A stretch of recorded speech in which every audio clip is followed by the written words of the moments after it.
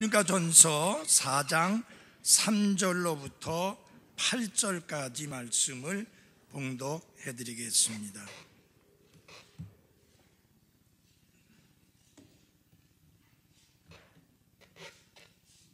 (4장 3절부터입니다)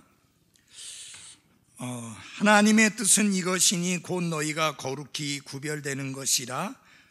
너희는 음행을 삼가고 너희 각 사람이 거룩히 구별함과 존귀함으로 자기 그릇을 소유할 줄 알되 하나님을 알지 못하는 이방인들과 같이 욕종의 욕망으로 하지 말고 아무도 어떤 일에서든 도를 넘어 자기 형제를 속여 빼앗지 말라. 우리가 또한 너희에게 미리 경고하고 증언한 것 같이 주께서는 그런 모든 자들에게 복수하는 분이시니라. 7절 8절 함께 읽겠습니다. 시작. 하나님께서는 우리를 부정함에 이르도록 부르지 아니하시고 거룩함에 이르도록 부르셨나니 그러므로 멸시하는 자는 사람을 멸시하지 아니하고 우리에게 또한 자신의 거룩한 영을 주신 하나님을 멸시하느니라. 하나님 아버지, 이 오후에 다시 하나님의 말씀 앞에 우리가 섰습니다. 주시는 말씀 우리 마음판에 잘 새기게 해주시고 그 말씀을 가르쳐 주시고 깨닫게 해주시고 알게 해주시고 명령하신 대로 그대로 따라 살게 하옵소서. 특별히 아버지 하나님, 몸이 불편해서 우리와 함께 하지 못하는 부목사님 가족 하나님 돌봐주시고 강건케 지켜 주옵소서. 또 오전에는 왔다가 중간에 돌아간 우리 이종원 형제 아이 하나님 치료해 주시고 빨리 나음을 입을 수 있게 은혜 베풀어 주옵소서. 그 외에 불편한 중에도 함께 이 예배 가운데 함께한 우리 김경옥 자매에게도 하나님의 치유하심의 손길이 함께 하셔서 강건케 되게 해 주옵소서. 또 군에 보낸 아들도 군 생활을 잘 적응하고 잘 마치고 안전하고 건강하게 귀가할 수 있도록 하나님의 끊임없는 돌보심의 손길이 함께 하옵소서. 예수님 이름으로 기도했습니다. 아멘. 앉아주시기 바랍니다.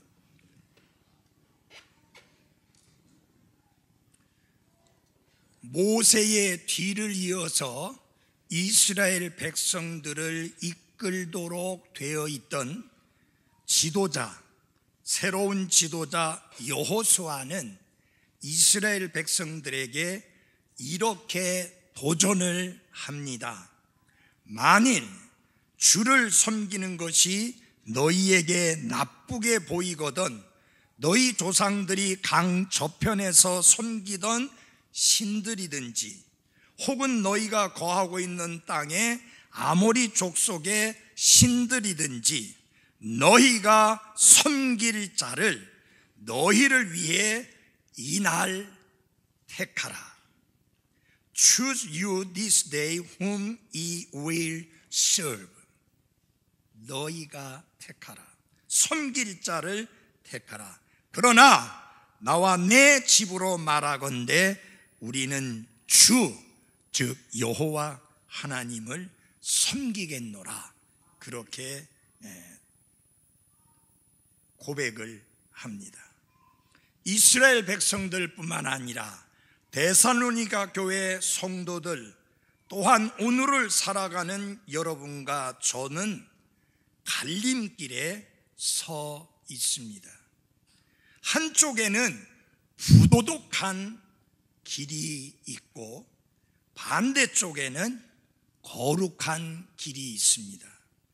그리고 여러분과 저는 매일매일 거룩한 길을 선택할 것인가, 부도덕한 길을 선택할 것인가, 선택해야만 하는 그런 상황에 놓이게 됩니다.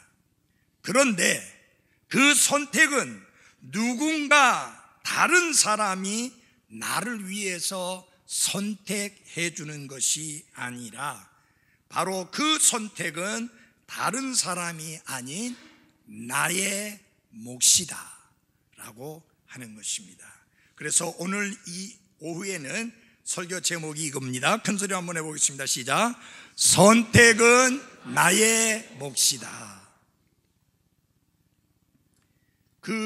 이 세상과 그 정욕의 길을 따를지 아니면 나의 삶을 향한 하나님의 뜻인 거룩함을 따를지 그것은 바로 내가 선택해야 되고 그 선택은 나의 몫입니다.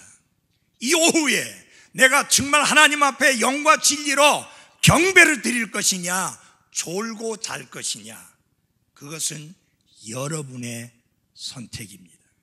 바라건대 하나님이 원하시는 영과 진리로 경배 드리는 시간이 되기를 바랍니다. 요새 이상한 게 하나 생겼어요. 점심을 먹고 나면 엄청 졸음이 와가지고 식탁에서 졸아요. 점심 먹고 나서. 이게 무슨 늙어가는 징조인가요? 그런데 교회에서는 잠이 안 오는데 집에서는 그렇게 잠이 와요. 제가 드린 말씀을 잘 주의해서 들으십시오. 교회에서는 잠이 안 오는데 집에서 온다. 그게 중요한 거예요 지금. 예? 그게 중요한 거예요 지금. 예.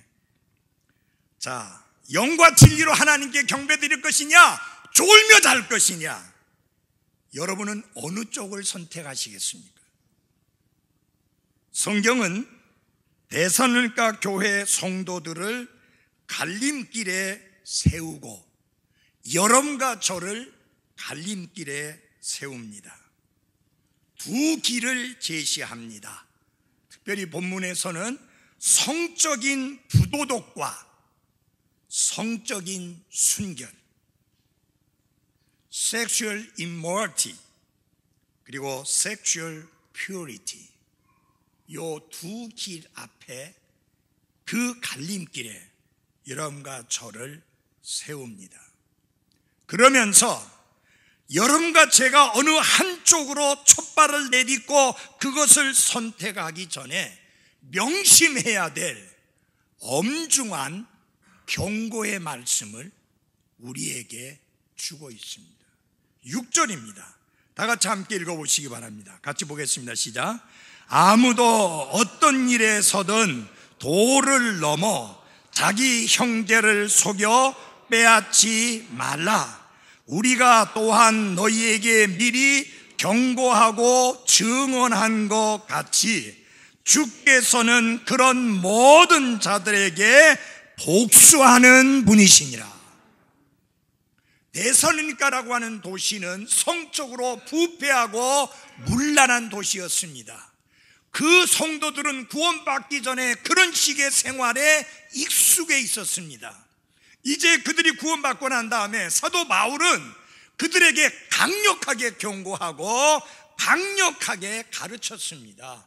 절대로 성적으로 옛날처럼 문란하고 부패하고 부도덕한 삶을 살지 말라. 음행을 버려라. 음행을 삼가하라. 음행을 멀리하라. 라는 경고와 가르침을 주었습니다. 그걸 다시 한번 상기시키면서 절대로 그런 죄에 빠지지 말아야 될 이유가 뭐냐? 하나님께서는 그 모든 사람들을 복수하시는 분이시라.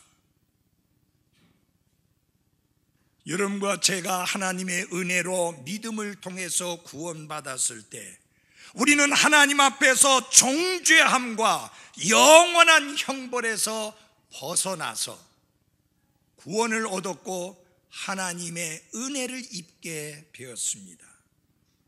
그러나 우리가 잊지 말아야 될 것은 하나님은 거룩하신 하나님이고 하나님은 의로우신 하나님이고 하나님은 공의로우신 하나님이시기 때문에 구원받은 이후에 그리스도인들이 성적인 범죄로 빠지게 될 때에 하나님이 그냥 넘어가는 게 아니라 징계하신다.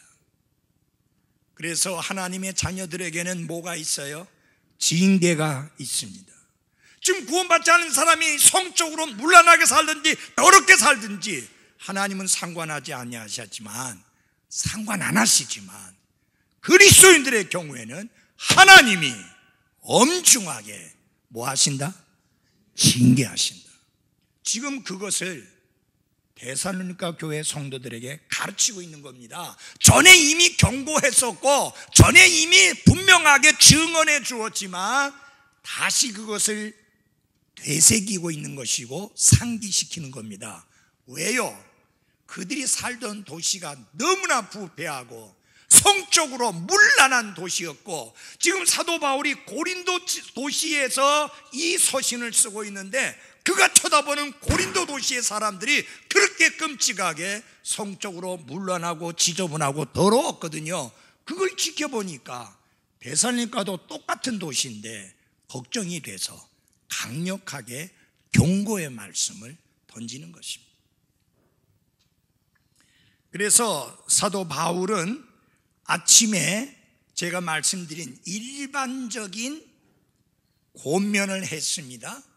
하나님과 함께 걸어라, 하나님을 기쁘게 해드리라, 하나님 앞에 거룩하게 구별된 삶을 더욱더 넘치게 사십시오 라고 말씀을 했는데, 이제는 구체적으로 그러면 거룩하게 구별된 삶을 사는 데 있어서 딱 한 가지를 지적해서 합니다. 그게 뭐냐? 성적인 순결에 대하여, sexual purity, 성적으로 순결한 삶을 살아라 라고 하는 것입니다. 몇 년 전에 미국인 그리스도인 두 형제가 우리 교회를 나왔습니다. 한국말도 전혀 못하지만 열심히 나왔습니다. 그들이 또 다른 한 명을 미국 군인을 교회로 인도했습니다. 근데 한 주 오고 나더니 안 오는 거예요. 왜 안 올래 하느냐 그러니까, 아이고 그 교회 가니까 잘 알아듣진 못하겠지만 엄청나게 강하게 설교해서 도저히 내 마음이 편치 못해서 못 가겠다. 무슨 말이에요? 부인은 미국에 있는데 한국에서 다른 여자 만나서 지저분하고 더럽게 살고 싶은데 그 교회 갔다가는 도저히 안 된다는 거예요. 그래서 안 나온다는 거예요.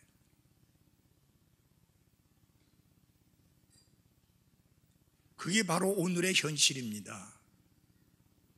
이 사회가, 여러분과 제가 살고 있는 이 세상이 갈수록 성적으로 문란해지고 지저분해지고 더러워지고 있고 기준이 무너져 내리고 있습니다. 그래서 이 말씀은 특별히 젊은 사람들에게만이 아니라 모든 사람들에게 해당되는 중요한 말씀입니다. 성적인 순결에 관한 그 선택은 누구의 몫입니까? 이렇게 하면서 당신의 몫입니다라고 하지 말고, 이 선택은 누구의? 나의 몫이다. 그래서 한번 큰 소리 합시다. 선택은 나의 몫이다. 여기 3절로부터 8절에 이 문제를 다루고 있는데, 먼저 성적 순결의 중요성입니다. The importance of sexual purity. 성적인 순결이 얼마나 중요하냐 하는 문제를 먼저 말씀드리고자 합니다. 왜 성적인 순결이 중요하냐? 그것이 하나님의 뜻이기 때문입니다. 우리 다 같이 3절을 열어주십시오. 같이 읽어보겠습니다. 시작. 하나님의 뜻은 이것이니 곧 너희가 거룩히 구별되는 것이라. 너희는 음행을 삼가고 그랬습니다. 하나님의 뜻은 우리가 거룩하게 구별되는 것인데 그 중에 하나가 뭐냐? 음행을 삼가라. 이 삼가한다는 말은 멀리하라 그런 뜻을 가지고 있습니다. 비록 그리스도인이 매일의 생활 속에서 어떤 것을 결정하는 데 있어서 어려움을 겪고 있기는 하지만 하나님의 절대적인 뜻은 성경에 명백히 드러나 있어서 여러분과 제가 혼란에 빠질 이유가 전혀 없습니다. 다 같이 한번 해봅시다. 하나님의 절대적인 뜻, 그 다음에 하나님의 상대적인 뜻, 이 두 가지를 잘 구분하셔야 합니다. 하나님의 절대적인 뜻은 구원받은 그리스도인은 반드시 구원받은 그리스도인과 결혼해야 한다는 것입니다. 이 부분은 기도할 필요가 없어요. 이미 하나님이 밝혀놨어요. 그거는 타협의 여지가 없어요. 절대적인 하나님의 뜻이에요. 어떤 분이 그런 이야기를 합니다. 다 마음에 드는데 한 가지가 안 맞아요. 뭐가 안 맞아요? 불신자예요. 그건 하나도 안 맞는 거예요. 그건 하나도 안 맞는 거예요. 다른 거 다 맞아봤자 소용없어요. 영적으로 하나가 될 수 없는 사람이면 하나도 안 맞는 거예요. 그게 하나님의 뜻이에요. 구원받은 그리스도인이 불신자와 결혼할 수 없는 이유를 성경은 말씀하면서 빛과 어둠이 하나가 될 수 있느냐? 그리스도와 벨리알이라는 우상이 하나가 될 수 있느냐? 하나님의 성전과 우상의 전이 하나가 될 수 있느냐? 절대로 될 수 없잖아요.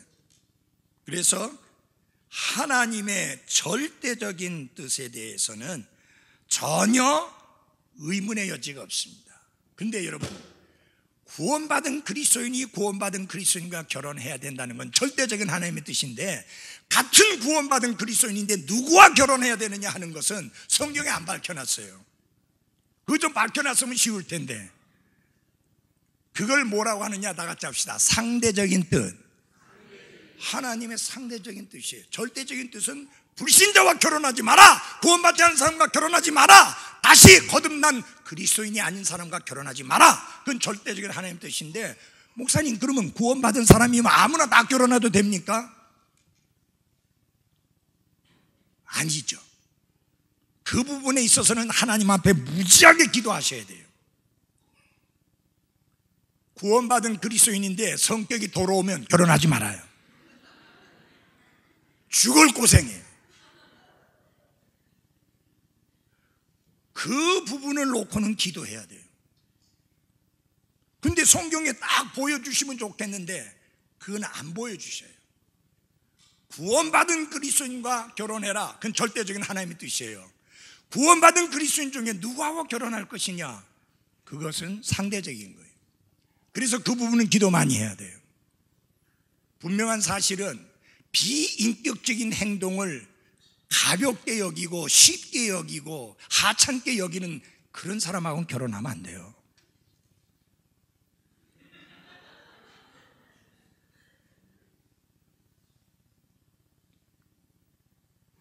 혼전 성교 아시죠? 혼전의 성관계를 맺는 것을 허용해야 될지 말지 기도할 필요 없어요. 그건 이미 하나님 말씀에 분명히 밝혀놓았기 때문입니다. 그리스도인이 외도를 해야 되느냐 안 하느냐 그걸 알기 위해서 성경을 드립답할 필요 없어요. 그건 다 이미 밝혀놨어요. 음행을 피해라. 이 음행이라는 단어가 그리스어로 포르네이아라고 합니다. 여러분, 포르노 하면 아시죠?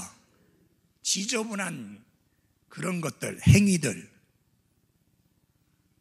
영화, 비디오, 인터넷, 다 그런 것에 속하잖아요. 하나님은 음행을 피하라. 하나님의 명백한 뜻은 분명히 드러나 있습니다. 간단 명료합니다. 하나님의 뜻은 이것이니 너희가 거룩히 구별되는 것이라. 음행을 피하라. 음행을 삼가라. 음행을 멀리하라 라고 하는 것입니다.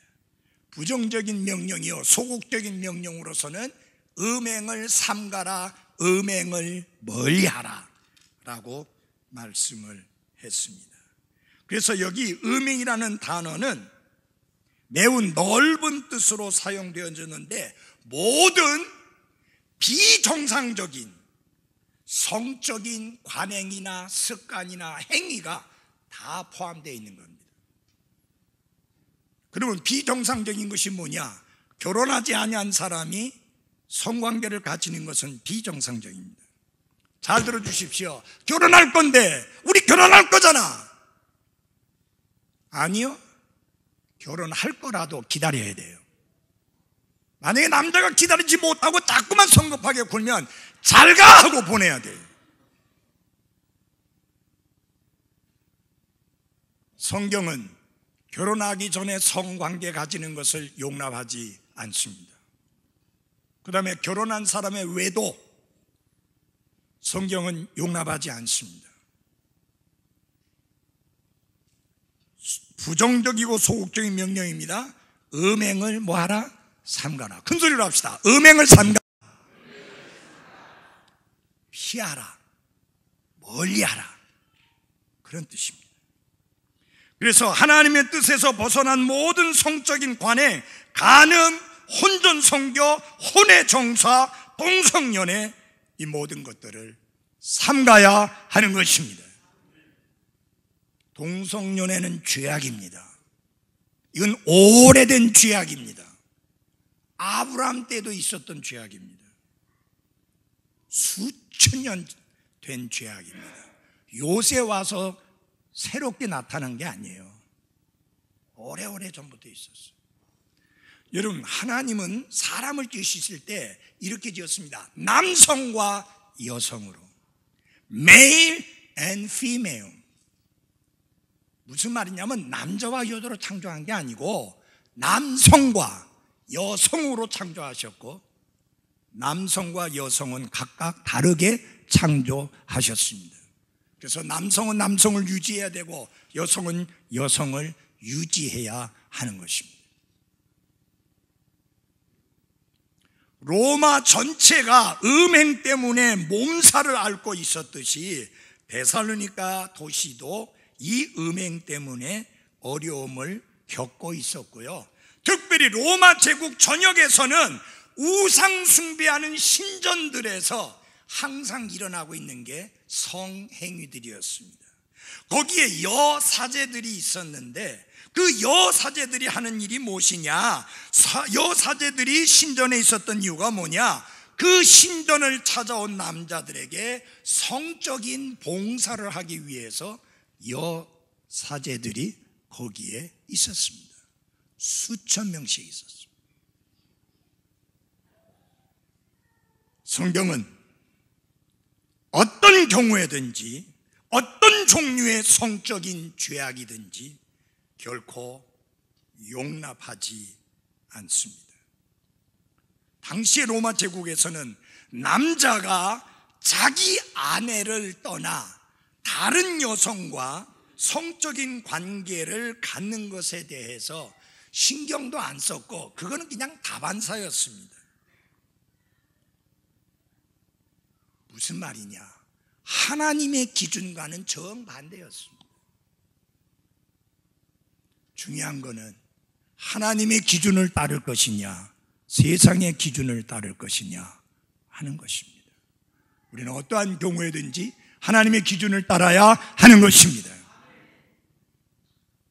성경은 이러한 잘못되어진 성적인 부도덕을 삼가라, 끊으라, 멀리하라, 피하라 라고 가르치고 있습니다. 하나님의 뜻은 너무나 명백합니다. 음행을 삼가라, 음행을 피하라, 음행을 멀리하라 라고 하는 것입니다. 그 다음에 긍정적이고 적극적인 명령을 주십니다. 피하되, 그렇게 계속 피하는 삶을 사는 게 아니라 그러면 더 적극적으로 어떻게 살아야 될 것이냐. 4절입니다. 우리 4절을 큰 소리로 같이 읽겠습니다. 시작. 너희 각 사람이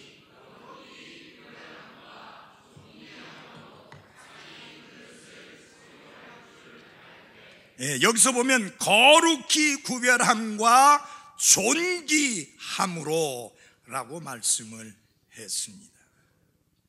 그리스도인은 거룩히 구별된 성생활을 해야 되고 존귀함으로 자기 아내를 대할 줄 아는 그런 생활을 살아야 하는 게 맞습니다. 여기에 그릇에 대하여 두 가지 견해가 있습니다. 몸이다, 몸을 말한다. 그 다음에 아내를 말한다. 아내를 말하든 몸을 말하든 중요한 것은 이겁니다. 거룩히 구별된 삶을 살아라. 존귀함으로 자기의 몸을 대하고 자기의 아내를 대하라 라고 하는 말씀입니다. 어떤 것이든지 간에 중요합니다. 자, 몸을 주장하는 사람들은 여기 하나님이 꼭 결혼한 남자에게만 이 말씀을 주신 건 아니다. 모든 그리스도인들이 다 거룩하게 구별된 생활을 살아야 되니까 이건 몸을 의미한다. 그런가 하면 베드로전서 3장 7절에 아내를 가리켜서 연약한 그릇이라고 했으니까 존귀함으로 소유할 줄 알아야 되는 것은 아내가 아니냐. 아내를 말하든지 몸을 말하든지 중요한 건 이겁니다. 여러분의 몸은 여러분의 몸이 아니라 하나님께서 값주고 사주신 하나님의 것이라는 사실을 잊지 마십시오. 그러니까 우리 몸을 존귀함으로 대해야 되고 거룩히 구별되게 해야 된다는 것은 분명한 사실입니다. 그렇게 정리를 하면 됩니다. 그 다음에 보면은 이렇게 말합니다. 4장 5절에 절대로 이런 사람들처럼 하지 마라. 4장 5절 같이 읽겠습니다. 시작. 하나님을 알지 못하는 이방인들과 같이 정욕의 욕망으로 하지 말라. 한마디로 말해서 이방인들과 같이 하지 말라. 여기서 이방인들이 누굽니까? 앞에 설명을 해놨잖아요. 어떤 사람이라고 그랬어요? 졸고 자는 거 안 하기로 하셨는데 지금 영 답이 안 나오네. 다 다시 합니다. 이방인들을 어떻다고 말했어요? 하나님을 알지 못하는 자가 이방인이다. 하나님을 알지 못하는 자처럼 하지 뭐예요? 말라 그랬습니다. 예수님께서도 제자들에게 가르치시는 말씀들 중에 이방인들과 같이 하지 말라. 하나님이 없는 사람들처럼 무엇을 먹을까, 무엇을 마실까, 무엇을 입을까 염려하지 말라. 그래서 이방인들의 특징이 뭐예요? 하나님을 알지 못하고 하나님이 없는 사람들입니다. 여러분에게 묻겠습니다. 여러분 하나님이 계십니까? 어디 계세요? 아이고 참. 오늘 점심 잘 못 자셔서 어떻게 되는 거야? 하나님 어디 계세요? 내 안에, 내 마음속에 살아계십니다. 내 안에 살아계십니다. He lives in me. God lives in me. 하나님은 내 안에 살아계십니다. 그렇기 때문에 우리는 이방인이 뭐예요? 아니에요. 이방이 누구냐? 하나님을 알지도 못하고 하나님이 그 마음속에 없는 사람. 근데 여기서 여러분 이게 차이를 만드는 거예요. 하나님이 있느냐 없느냐, 하나님을 아느냐 모르냐가 엄청난 차이를 만드는 겁니다. 왜요? 그 하나님은 거룩하신 하나님이고 그 하나님은 의로우신 하나님이고 그 하나님은 공의로우신 하나님이기 때문에 그 하나님이 계시다면 다를 수밖에 없잖아요. 예.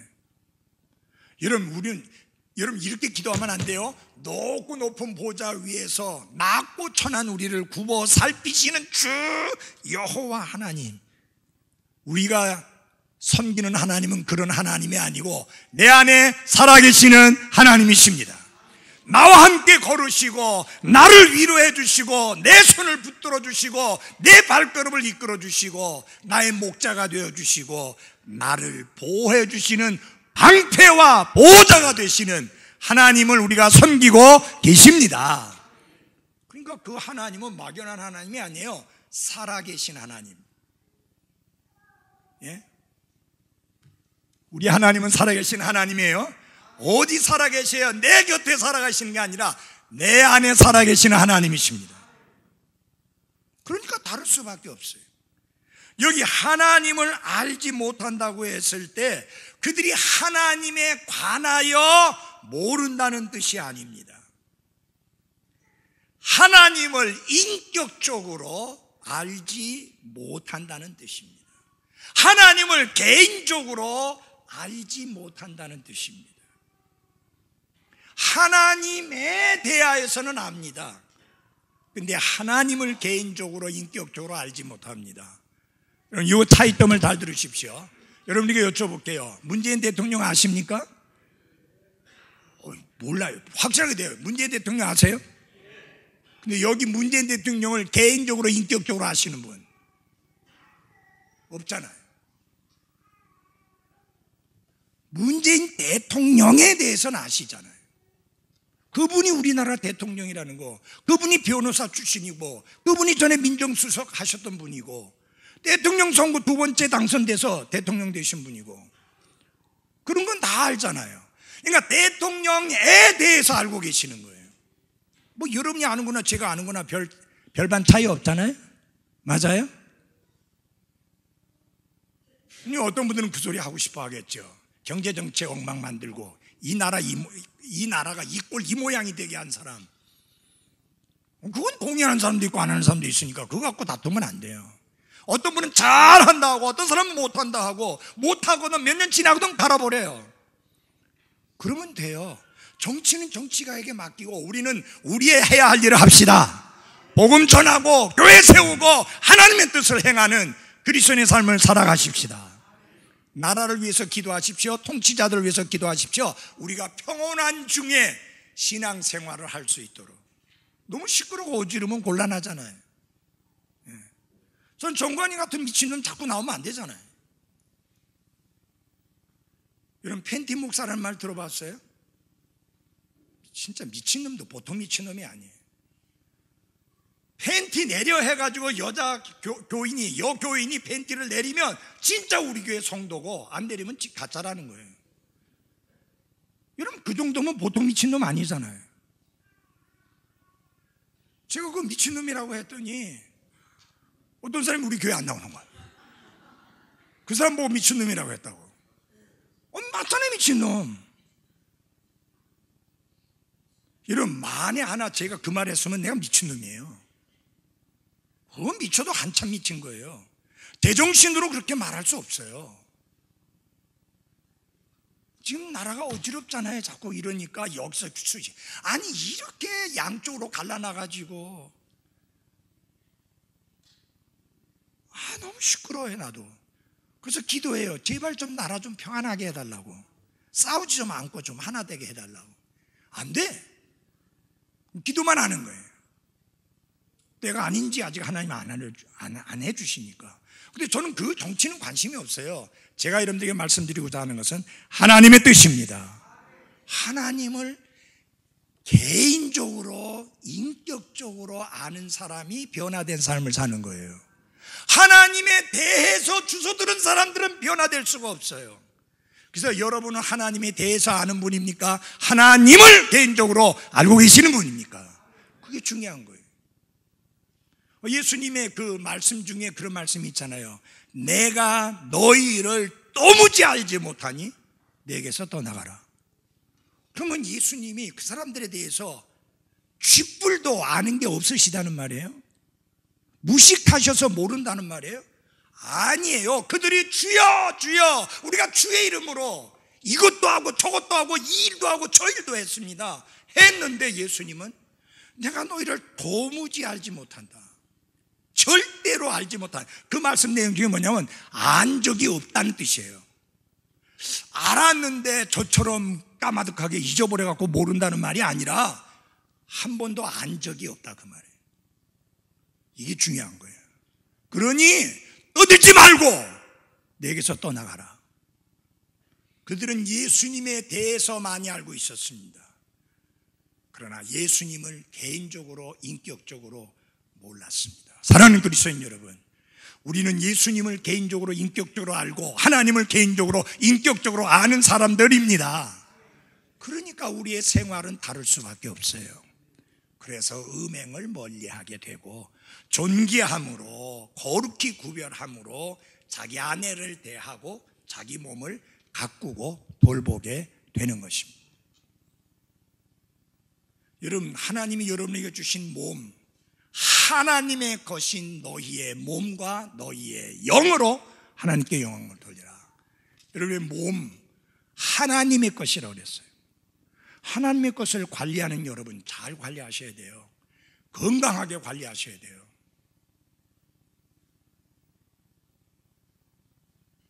그래서 운동도 하시고 잘 관리하셔야 돼요. 제가 이 후배 목사들에게 늘 이야기를 합니다. 50대 목사들이 막 힘이 없어가지고 그냥 건강이 안 좋아가지고 전화하면은 요새 좀 어떻게 지내세요? 건강은 어떠세요? 아이고 목사님 말도 못해. 뭐 여기도 아프고 저기도 아프고 뭐가 어쩌고 저쩌고 하는데, 아니 내보다 20년 이상 젊은 사람들이 뭐 하는 소리냐. 내가 앞으로 20년 더 해야 될 거 아니냐 나처럼. 그러니까 아이고 목사님 20년은 고사하고. 왜 그래요? 교회를 신실하게 돌아보아야 되듯이 하나님의 것인 우리의 몸도 신실하게 돌아봐야 합니다. 저는 운동을 사역의 일환이다, 사역의 일부라 생각하고 운동합니다. 여러분 물어볼게요. 제가 여기 서가지고 겨우 읽다시피 설교하면 걱정이 돼요, 안 돼요?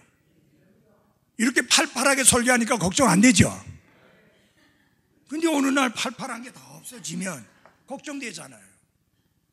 그 유익을 못 끼치잖아요. 제가 성도들에게 걱정 끼치고 염려 끼치고 근심하게 만들고 그나 바람직하지 않아요.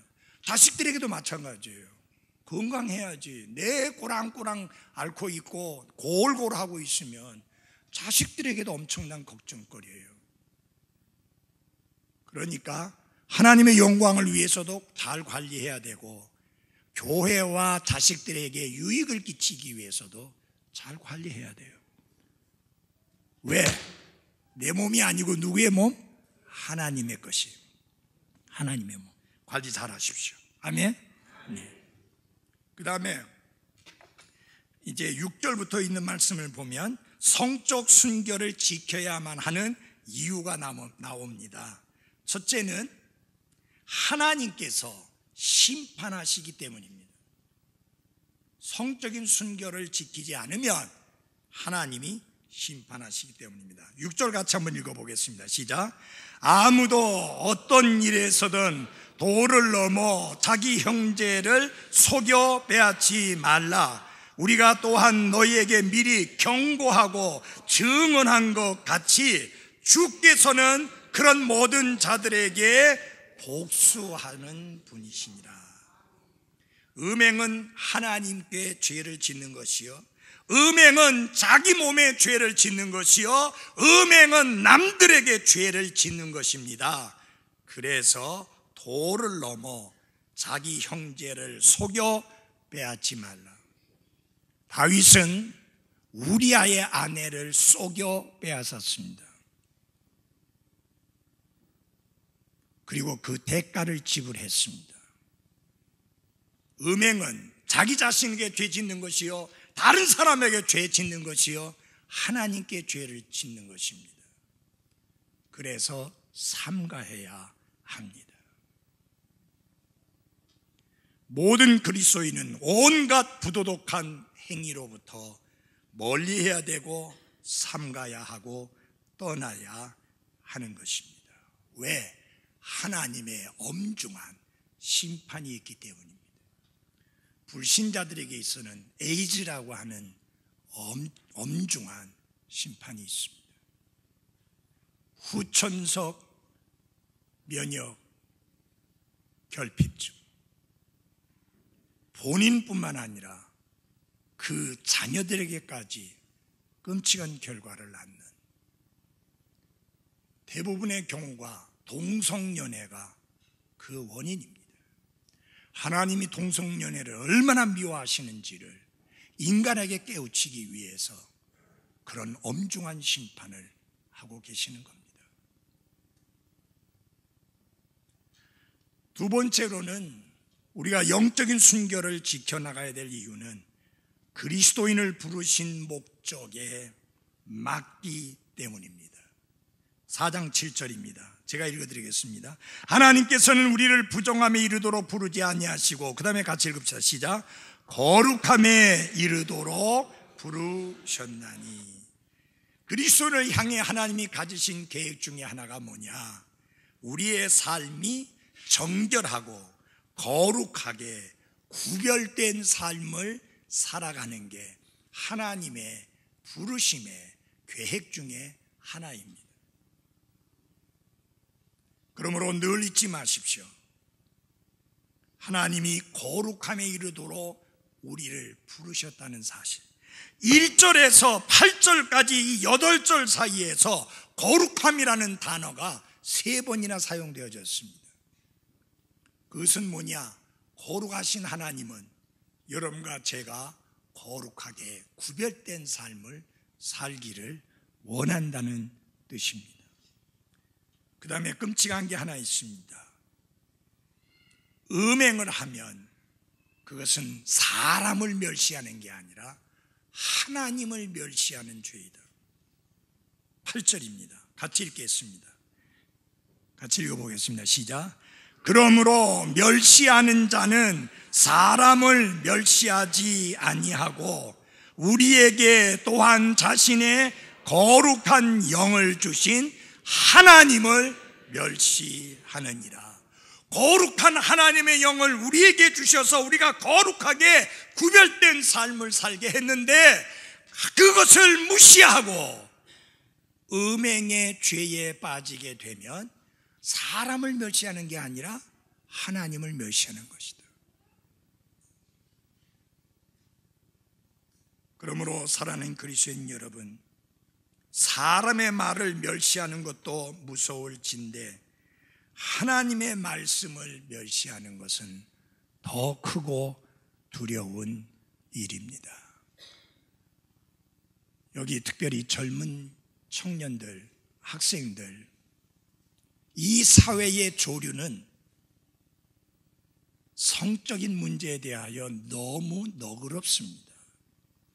그럼 옛날에는 탤런트나 배우나 가수들이 자기네들이 이혼했다는 것을 숨기기 위해서 무척 애를 썼는데 요새는 그걸 무슨 자랑거리처럼 떠들어대요. 2번, 3번 결혼한 것을 우습게 떠들어대고 있어요. 그런 것들을 보고 크는 우리 젊은이들은 이혼은 괜찮은 거구나, 문제없는 거구나, 그렇게 생각하는 거예요. 여러분, TV의 탤런트나 배우나 가수가 우리의 기준이 아니고 우리의 기준은 하나님의 말씀입니다.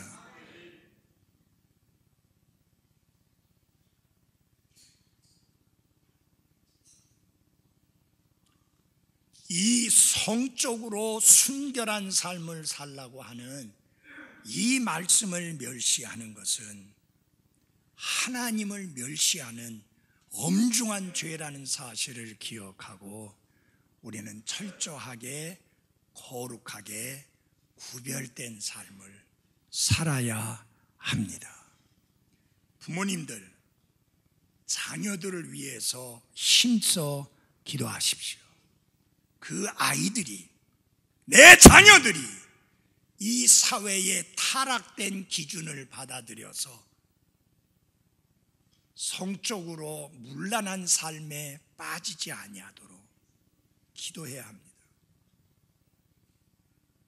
우리 그리스도인 청년 여러분, 여러분은 다니엘과 같이, 요셉과 같이 내가 결코 더러워지지 아니하리라고 하는 결단을 가지고 살아가기를 바랍니다. 오늘 21세기에 이런 교회가 있는 것을 감사하십시오. 이렇게 강력하게 설교하는 목사와 말씀이 있는 교회가 있는 거 감사하십시오. 그러면 우리나라에도 그런 사람이 있게 마련일 겁니다. 미국에서 어떤 목사가 나는 동성연애자다 하는 것을 공개적으로 선포했습니다.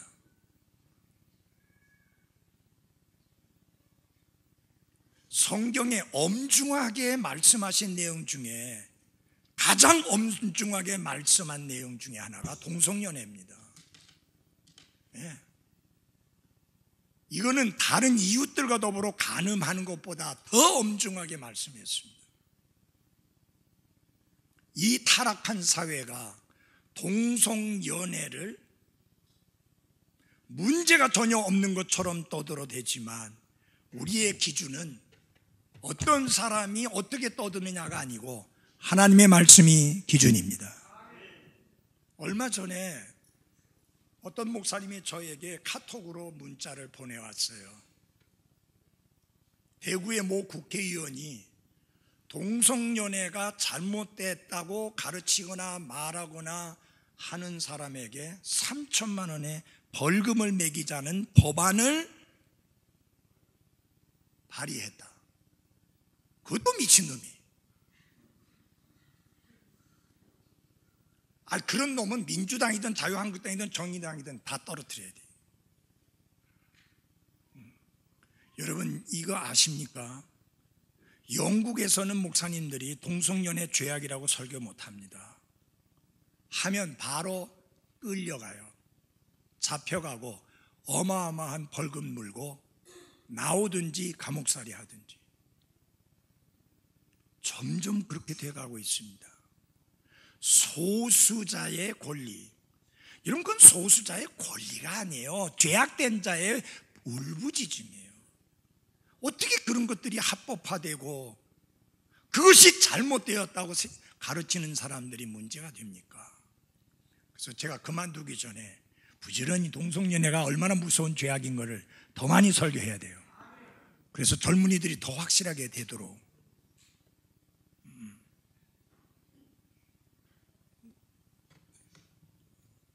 여러분과 저는 이 말씀이 절대적 권위인 걸 믿습니다.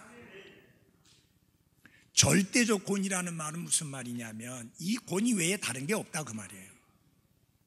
국회가 발의해서 결의한 거, 그래서 법안 만든 거, 그게 권위 아니에요. 하나님의 말씀이 권위예요. 우리는 여기에 서야 하고 이 말씀을 지지하고 따라야 합니다. 대가를 지불하더라도. 기도하겠습니다.